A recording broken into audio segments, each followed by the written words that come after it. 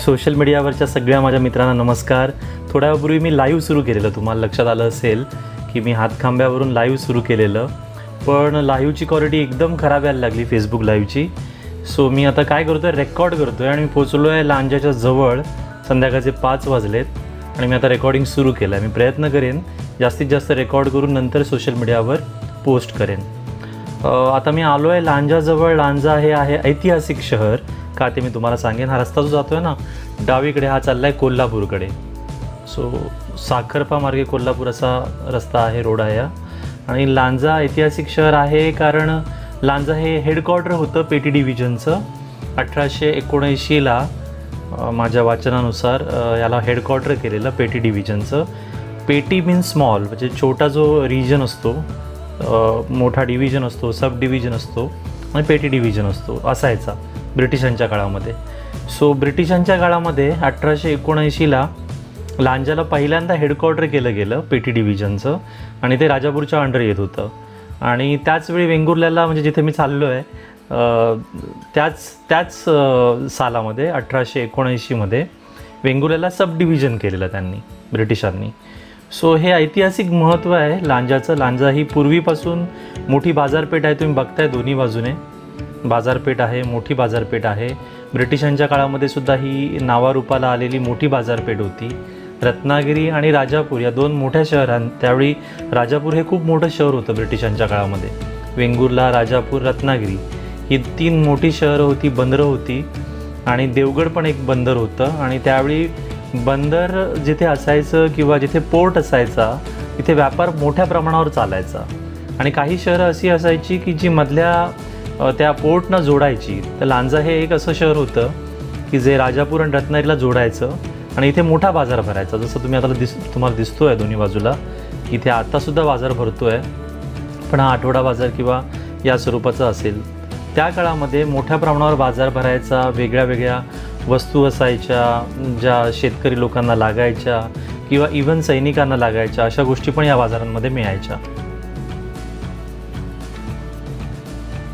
हे बस स्थानक समोर दिसतंय, ते बस स्थानक आहे लांजाचं.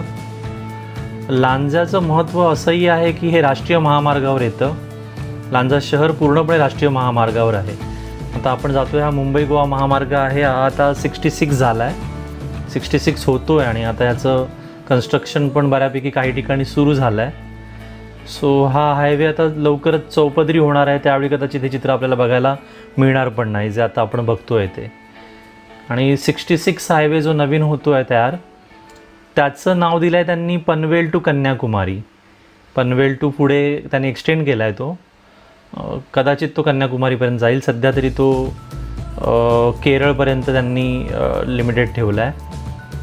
सो कोच्चीपर्यंत बहुतेक आहे तो आणि पुढे कदाचित कन्याकुमारीला एक्सटेंड पण तो होईल. सो हा नवीन जो हायवे होणार आहे 4 लेनचा, त्यासाठी जमीन पण त्यांनी ॲक्वायर केली आहे. काही ठिकाणी काम पण सुरू झालं आहे. सिंधुदुर्गामध्ये मी आता वरचेवर जातो, गेल्या आठवड्यात पण मी सिंधुदुर्गात गेलेलो. सिंधुदुर्गामध्ये तर काम त्यांनी बऱ्यापैकी सुरू केलं आहे. अजून रत्नागिरीमध्ये तेवढं काम दिसत नाही आहे, हळूहळू इथे पण सुरू होईल. आणि त्यावेळी हे पिक्चर कदाचित आपल्याला बघायला मिळणार नाही जे आता आपण बघतो आहे. म्हणून मी मुद्दाम रेकॉर्ड करतो आहे. गेली 4-5 वर्ष मी याला ट्रॅव्हलिंग करतो या रोडवर. वेंगुर्लापर्यंत, रत्नागिरीपासून पुढे पण कारवारपर्यंत अनेकदा मी जातो. पण मी रेकॉर्डिंग नाही केलेलं. म्हटलं यावेळी करूया. कदाचित हा जो आपल्याला समोर जो हायवे ज्या स्वरूपात दिसतो आहे ना, तो कदाचित दिसणार पण नाही फ्युचरमध्ये.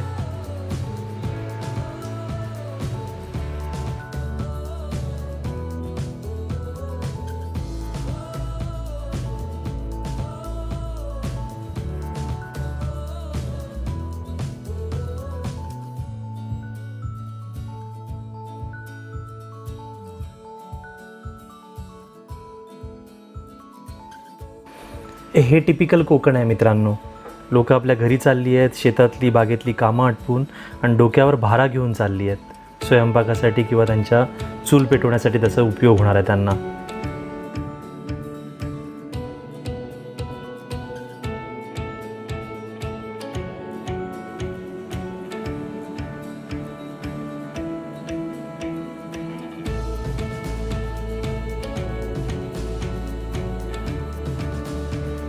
आता आपण राजापूरमधून जरा पुढे आलो, राजापूर खाली राहिलं. राजापूर आपल्याला मध्ये मिळत नाही. राजापूरचा फक्त बस स्टँड आणि तो जो एरिया आहे तोच मिळतो. बाकी राजापूर खाली आहे, नदीच्या किनाऱ्यावर वसलेलं शहर आहे ते. आणि आता आपण आलो राजापूरच्या या वळणावर, जे सर्वात डेंजरस वळण मानलं जातं राजापूरचं. आणि याच्या पुढे आहे राजापूरचं मोठं ब्रिज, ते पण आपण बघणार आहोत.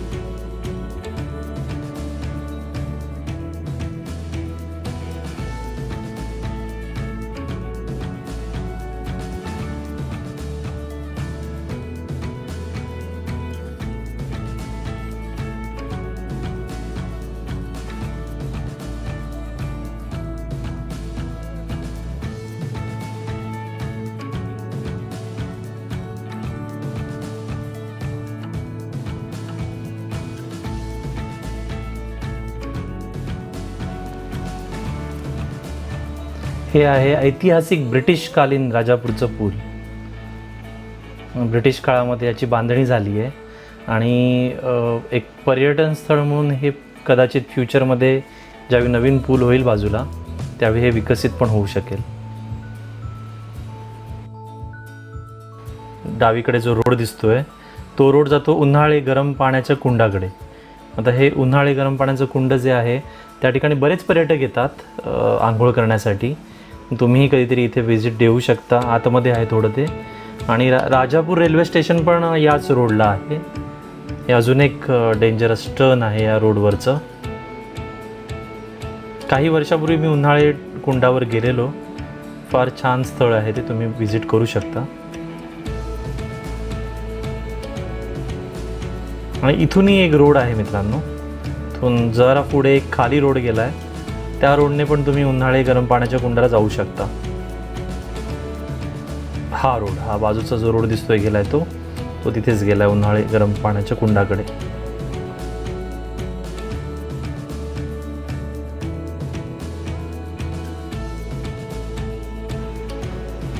संध्याकाळचे 6:30 वाजलेत आणि मी आता निघालोय वेंगुर्ल्याला.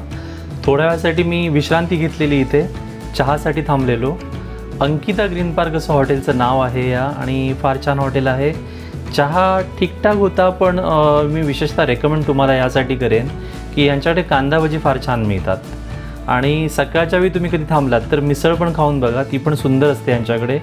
काळ्या वाटाण्याची उसळ किंवा चण्याची उसळ आणि त्याच्याबरोबर फरसाण आणि इतर गोष्टी या सगळ्या मिसळमध्ये मिळतात. आणि अगदी मालवणी टाईपची मिसळ इथे मिळते अंकितामध्ये. आणि ही 2 आहेत हॉटेल, अजून एक पुढे हॉटेल आहे. पण नाश्त्यासाठी हे फार छान हॉटेल आहे ग्रीन पार्क. पुढचं जे हॉटेल आहे तिथे तुम्ही चहा वगैरे, कांदा भजी वगैरे या गोष्टी खाऊ शकता, उभ्याने खाऊ शकता. आतमध्ये तिथे जेवणासाठी आणि नाश्त्यासाठी पण वेगळी सोय आहे त्या हॉटेलमध्ये सुद्धा. पण मी बऱ्याचदा हे प्रेफर करतो कारण इथे ओपनमध्ये बसून खायला मिळतं ग्रीन पार्कमध्ये, अंकिता ग्रीन पार्कमध्ये. आता हा रस्ता जरा खराब आहे, पुढचा पॅच पूर्ण खराब आहे.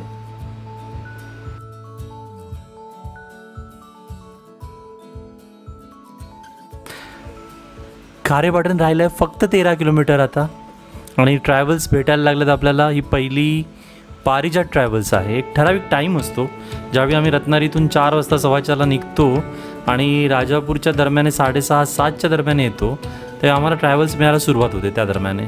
आणि मग एकामागून एक ट्रॅव्हल्स यायला लागतात. जे लोक कंटिन्युअसली प्रवास करतात मुंबई टू सिंधुदुर्ग टू मुंबई वारंवार प्रवास करतात, त्यांना या ट्रॅव्हल्सची नावं चांगलीच माहिती असतील. पारिजात असेल किंवा रामेश्वर ट्रॅव्हल असेल, हे सगळे ट्रॅव्हल्स, लक्ष्मी ट्रॅव्हल असेल, नॅशनल असेल, वेंगुर्ल्याची पावलो असेल, हे सगळे आपल्याला मध्ये भेटतात. आता ही दिसती आहे साई ट्रॅव्हल्स. सो या रोडवर प्रवास करणाऱ्या लोकांना हे ट्रॅव्हल्स अगदी परिचित ट्रॅव्हल्स आहेत सगळ्या. आणि ओळख पण आहे ती सिंधुदुर्गाची एक प्रकारे. या सगळ्या ट्रॅव्हल्स सिंधुदुर्गाची आणि मुंबईची ओळख आहेत. रस्ता मात्र आता खराब आहे मित्रांनो, वेळ लागणार आहे अजून पुढे जायला.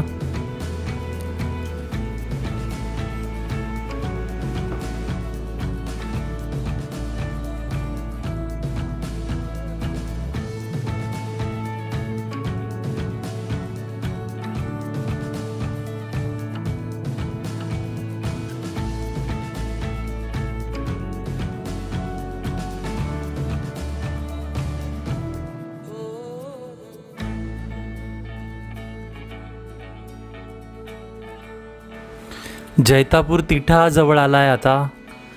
ओ कॅमेरा सरकला आहे माझा थोडासा खड्ड्यांमुळे. ठीक आहे, पण समोर जैतापूर तिठा आहे. एक रोड जो आत जातो आहे तो त्या प्रसिद्ध जैतापूर प्रोजेक्टकडे जातो आहे. आपण आता जवळ आलोत खारेपाटणच्या.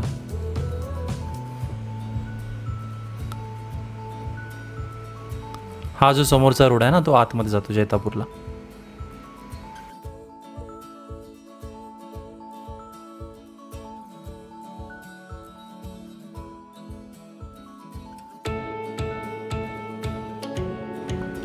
इथे टर्नवर एक मंदिर आहे छोटंसं. कोकणात अशी बरीच मंदिरं हायवेवर आहेत ज्यांच्यावर लोकांची श्रद्धा आहे. तिथे पाया पडल्याशिवाय किंवा काही लोक हॉर्न देतात आजकाल. पूर्वी अगरबत्ती लावल्याशिवाय किंवा नारळ फोडल्याशिवाय लोक पुढे नाही जायची. अशी बरीच छोटी छोटी मंदिरं तुम्हाला या मुंबई गोवा हायवेवर दिसतील. पुढे एक आहे घाटामध्ये मंदिर, मी तुम्हाला नक्की दाखवणार आहे. हे जे आत्ता मागे गेलं तिथेही बरीच लोक थांबतात. आणि एक छोटं गाव आहे पुढे. त्या गावामध्ये एक चहाची टपरी पण उशिरापर्यंत रात्री सुरू असते. टपरी पण तुम्हाला मी दाखवेन. मागे एकदा मी प्रवास करत होतो या हायवेवर. रात्री साधारण 2च्या दरम्यान आम्ही या गावात पोचलेलो आणि त्यावेळी आम्हाला तिथे चहा मिळाली त्या टर्नवर. सो विशेष आहे ते. टपरी जी आहे ती विशेष आहे. रात्री उशिरा पण सुरू असते आणि रात्री 12 वाजता 1 वाजता 2 वाजता जर कधी तुम्ही प्रवास केलात उशिरा तर तुम्हाला तिथे चहा नक्की मिळेल.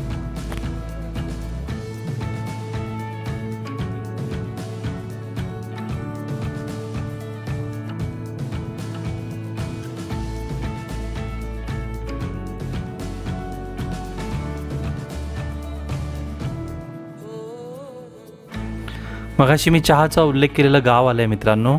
इथे एक छोटंसं मंदिर असेल पुढे. त्या मंदिर आणि बसस्टॉपच्या मध्ये तो चहावाला असतो रात्रीचा आणि तिथे चहा मिळते. तरी मला वाटतं मी 3-4 वर्षापूर्वी इथे प्रवास केलेला या मंदिराच्या आणि या बसस्टॉपच्या यामधल्या टपरीमध्ये. ती चहा मिळते आणि अगदी उशिरापर्यंत मिळते. मला असं आठवतं आहे की 2च्या दरम्यान इथे थांबलेलो चहासाठी. चहा पिऊन मग पुढे निघालेलो प्रवासासाठी सिंधुदुर्गामध्ये. सो रात्रीच्या वेळी कधी या रस्त्यावरून प्रवास केला तर तुम्हाला इथे एक रिफ्रेशमेंट मिळू शकते. हे आहे सिंधुदुर्ग जिल्ह्याचं प्रवेशद्वार. इथून सिंधुदुर्ग जिल्हा सुरू होतो. ही जी कमान तुम्ही बघितलीत इथे रत्नागिरी जिल्हा संपतो आणि हा सिंधुदुर्ग जिल्हा आता सुरू झाला आहे. आपण एक प्रकारे सिंधुदुर्ग जिल्ह्यात प्रवेश केला आहे. अर्थात माझं डेस्टिनेशन याला प्रचंड वेळ आहे कारण मी अगदी वेंगुर्ल्यात राहतो, त्यामुळे ते शेवटचं टोक आहे वेंगुर्ला सिंधुदुर्ग जिल्ह्याचं आणि हे सुरुवातीचं टोक आहे सिंधुदुर्ग जिल्ह्याचं. खारेपाटण सुरू झालं आहे आता. खारेपाटण एरिया सुरू झाला आहे. आता पुढे एक सुंदर ब्रिज येईल खारेपाटणचं. खारेपाटण गाव येईल आणि त्यानंतर आपण पुढे हळूहळू कणकवलीकडे सरकू. पुन्हा एक ट्रॅव्हल्स दिसते आपल्याला. आता टाईम सुरूच झाला आहे त्यांचा. पूर्ण रस्त्यामध्ये आता आपल्याला ट्रॅव्हल्स मिळणार आहेत आणि हळूहळू आता अंधार व्हायला लागला आहे मित्रांनो. लाईट तुम्हाला लक्षात येत असेल की लाईट कमी होत चालली आहे.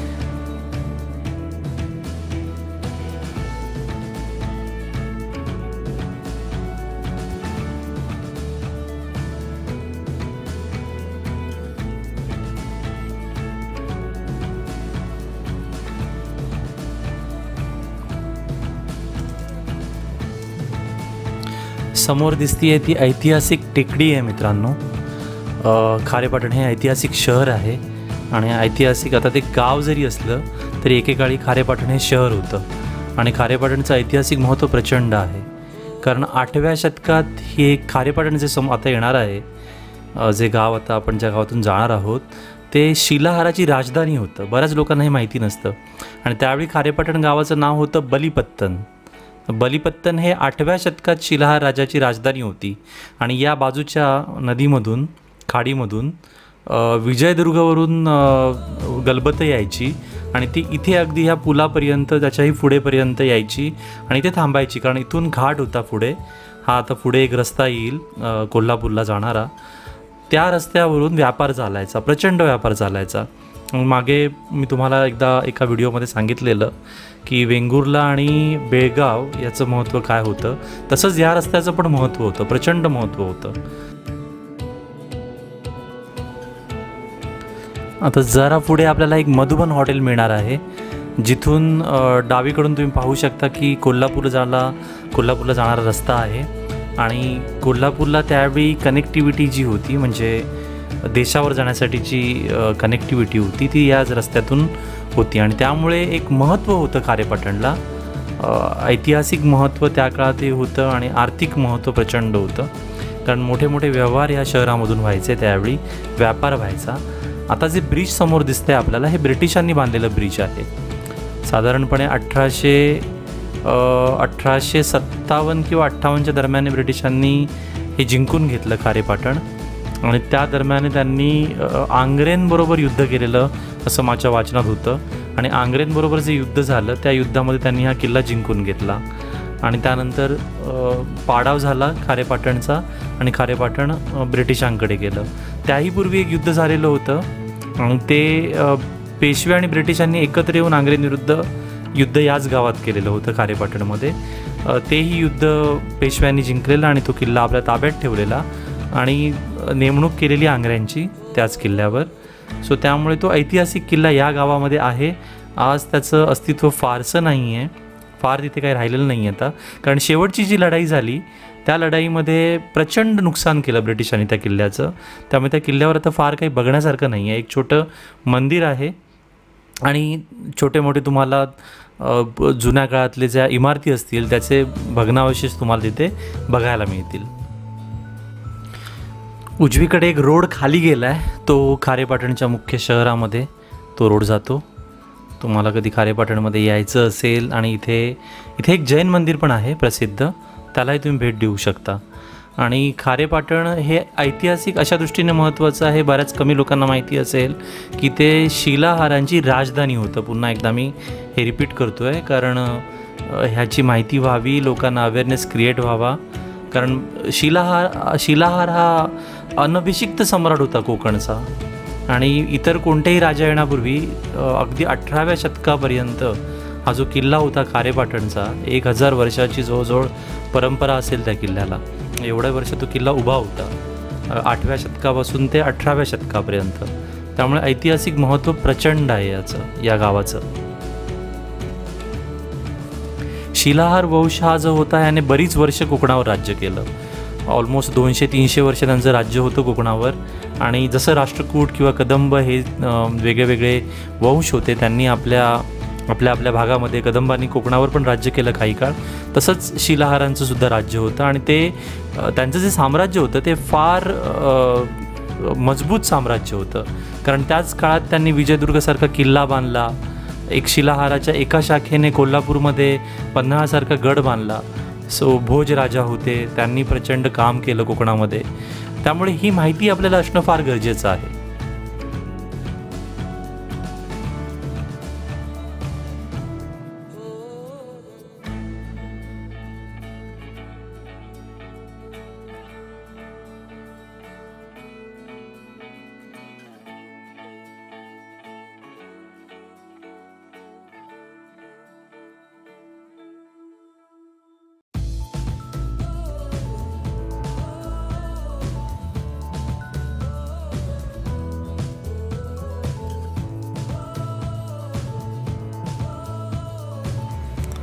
घाट सेक्शन सुरू झालं आहे आता आणि ट्रॅफिक पण भरपूर आहे या रोडवर.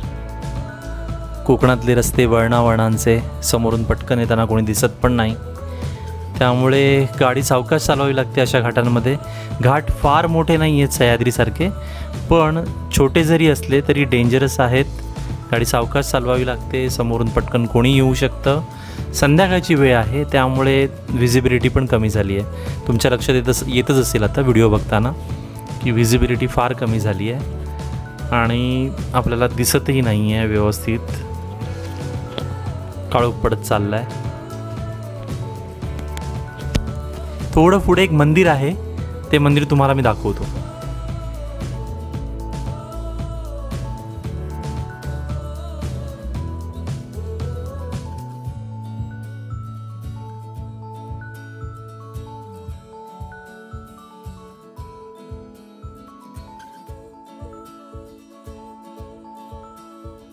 मगाशी मी उल्लेख केला ते हेच मंदिर आहे, देवीचं मंदिर.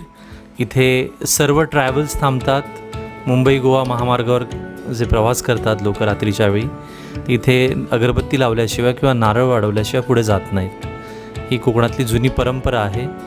हद्द म्हणतात याला. याच्या पुढे जर तुम्हाला प्रवास करायचा असेल तर तुम्ही इथे अगरबत्ती वगैरे लावता. तळेरेमध्ये आलो तर आपण. बरीच संध्याकाळ झाली आहे. अश्विनी ट्रॅव्हल्स मुंबईकडे जाण्यासाठी लागली आहे इथे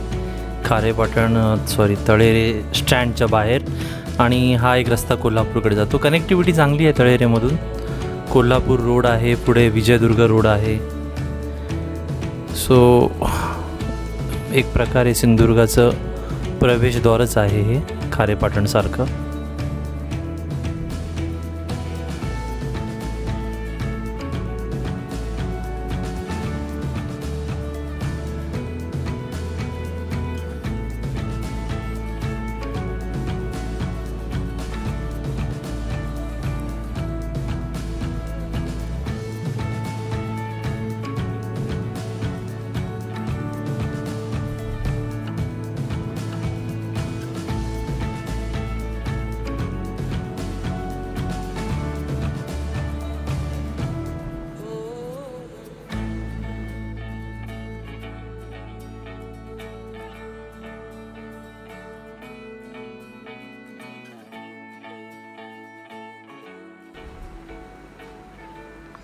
हा एक प्रसिद्ध पेट्रोल पंप आहे इथला, या एरियामधला.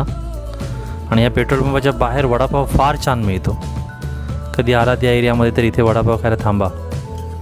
आणि संध्याकाळच्या वेळी तो मिळतो विशेषतः. त्यामुळे इथे नक्की काहीतरी वडापाव खाऊनच पुढे जा.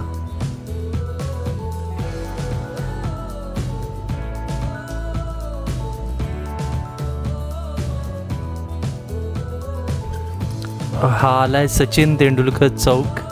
आणि इथून एक रोड जातो विजयदुर्गकडे. अलीकडे त्याचं नामांतरण केलं आहे. सचिन तेंडुलकर चौक असं नामांकन केलं आहे त्यांनी, ह्या लोकल लोकांनी इथल्या. आणि एक रस्ता जातो आहे तो विजयदुर्गकडे जातो आहे. विजिबिलिटी फारच कमी झाली आहे.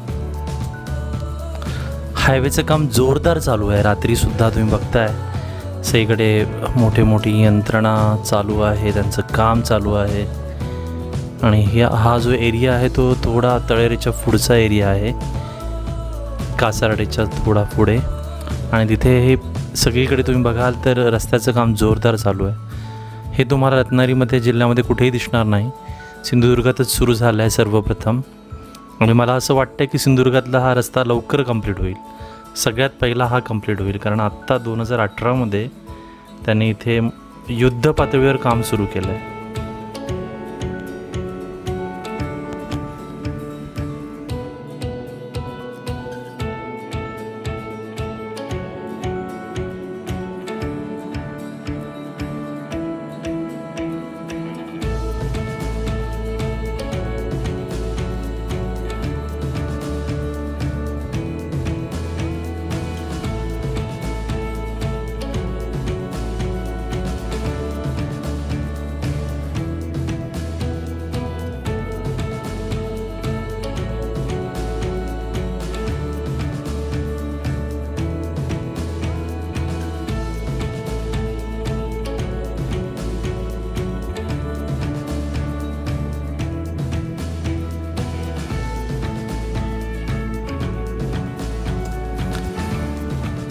हे आहे कणकवली शहराचं प्रवेशद्वार, म्हणजे ब्रिज. या ब्रिजवरून पलीकडे आपण गेलो की कणकवली शहर सुरू होतं. आणि रात्रीची वेळ 8 वाजलेत. आपण 8 वाजवलेत कणकवलीत पोचायला.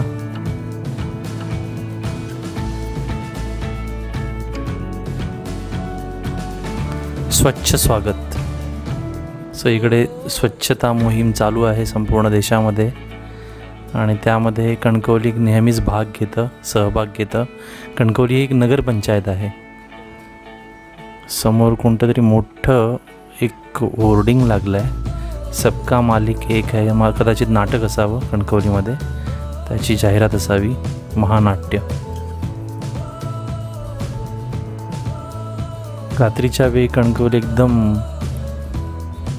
उजळून निघालं आहे दिव्यांनी. भालचंद्र महाराजांचा मठ आहे इथे कणकवलीमध्ये. आम्ही दरवर्षी त्या मठामध्ये व्हिजिट करायचो ज्यावेळी आम्ही वेंगुर्ल्यात राहायचो त्यावेळी, आणि फार प्रसन्न ठिकाण आहे. माझी आई महाराजांची भक्त होती, त्यामुळे आमचं जाणं येणं सारखं असायचं. इथे हा छान प्रतिकृती केली आहे बघा, सबका मालिक एक के. साईबाबांची प्रतिकृती दिसते आहे तुम्हाला समोर, छान केली आहे त्यांनी.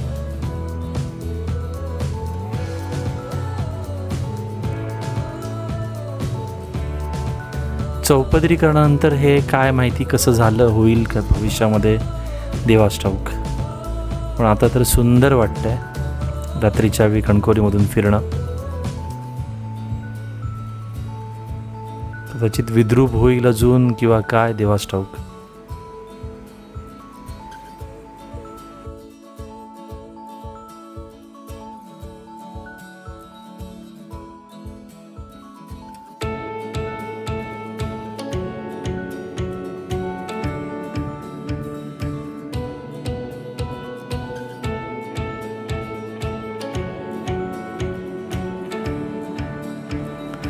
तर मी तुमचा आता निरोपच घेतो आहे मित्रांनो, कारण आता पुढे मला अजून थोडी बॅटरी टिकवायची आहे. वेंगुर्ल्यात पोचायचं आहे.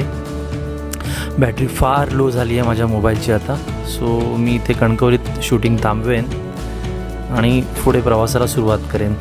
मला पुढे वेंगुर्ल्यापर्यंत जायचं आहे, पण आता माझी फक्त 10% बॅटरी शिल्लक आहे आणि मला कॉल करायचे आहेत, त्यामुळे मी आता हे शूटिंग थांबवेन. हा डावीकडे जो रोड दिसतो आहे हा रोड जातो रेल्वे स्टेशनला, कणकवली रेल्वे स्टेशनला. चांगला सुशोभित केला आहे मधल्या काळामध्ये, आणि तिथे त्याच रोडवर तुम्हाला इंजिनिअरिंग कॉलेज जे आहे कणकवलीचं, ते इंजिनिअरिंग कॉलेज पण त्याच रोडवर आहे.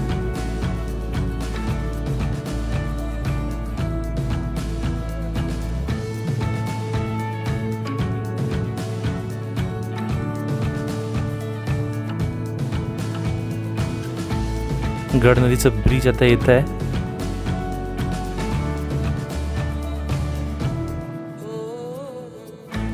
गड नदी ब्रिज इथे सुरू झाला आहे. गड नदी वरचं ब्रिज फार फेमस ब्रिज आहे, ऐतिहासिक ब्रिज आहे. इथे काही आमच्या भजन कलाकारांचा मृत्यू पण झालेला एका ॲक्सिडेंटमध्ये, त्यामुळे त्या दृष्टीने सुद्धा त्यांना दरवर्षी आम्ही श्रद्धांजली इथे वाहतो. त्या दृष्टीने सुद्धा हे महत्त्वपूर्ण ब्रिज आणि कणकवली आणि इतर भाग जे आहेत त्यांना जोडणारा. इथून माझ्या वाईफचं गाव पण आहे, एक रोड जातो तो शिरवलकडे, तिथे सावंत म्हणून आहेत शिरवलचे. सो हा एरिया फार आमच्यासाठी ओळखीचा एरिया आहे सगळा. आणि मी तुमचा सगळ्यांचा निरोप घेतो आहे. धन्यवाद. मी हा लवकरच पोस्ट करेन फेसबुकवर आणि इतर सोशल मीडियावर. जेव्हा कधी वेळ मिळेल त्यावेळी मी यूट्यूबवर पण पोस्ट करेन. Thank you very much. धन्यवाद पाहिल्याबद्दल.